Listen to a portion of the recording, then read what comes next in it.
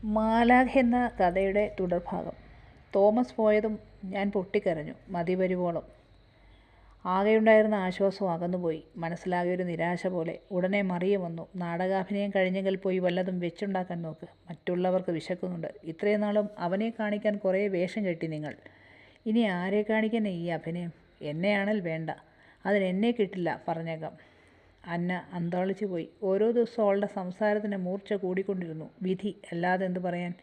ആ ഇടയ്ക്കാണ് സ്കൂളിൽ പുതുതായി ഒരു അധ്യാപകൻ വന്നത്. ആൻ്റണി. കണ്ടാൽ നല്ലൊരു ചെറുപ്പക്കാരൻ, നല്ല സ്വഭാവം. എറണാകുളംകാരനാണ്. അച്ഛനും അമ്മയ്ക്കും ഒറ്റ മകൻ. വികാരിയച്ഛൻ ഒരു ദിവസം കുർബാന കഴിഞ്ഞിറങ്ങി വരുമ്പോൾ അന്നയോട് പറഞ്ഞു, അന്നെ, ഞാൻ നിന്നെ കാത്തിരിക്കുകയായിരുന്നു. ഒരു കാര്യം പറയാനാണ് വന്നത്. എന്താണച്ചോ? നമ്മുടെ മറിയയ്ക്ക് ഒരാലോചന വന്നിട്ടുണ്ട്. നമ്മുടെ സ്കൂളിലെ പുതിയ അധ്യാപകൻ ആൻ്റണി എന്നാണ് പേര്. നീ എന്തു പറയുന്നു? ഒരുപാടൊന്നും കൊടുക്കേണ്ട. ഉള്ളത് വല്ലതും കൊടുത്താൽ മതി. ജോലിയുണ്ടല്ലോ, അതുതന്നെ ധാരാളം. നീ വളർത്തി വലുതാക്കി പഠിപ്പിച്ച് ജോലിയും വാങ്ങിക്കൊടുത്തു. അതിൽ കൂടുതൽ എന്താണ് അവൾക്ക് വേണ്ടി ചെയ്യാനുള്ളത്? അന്നയുടെ മനസ്സിൽ വളരെയേറെ സന്തോഷം തോന്നി. അവൾ വീട്ടിൽ വന്ന് മറിയോടൊന്നും പറഞ്ഞില്ല. തോമസും കൂടെ വരട്ടെ, എന്നിട്ട് പറയാം. അവനല്ലേ ഈ കുടുംബത്തിൻ്റെ ഗൃഹനാഥൻ. അവനോടല്ലേ ആദ്യം പറയേണ്ടത്.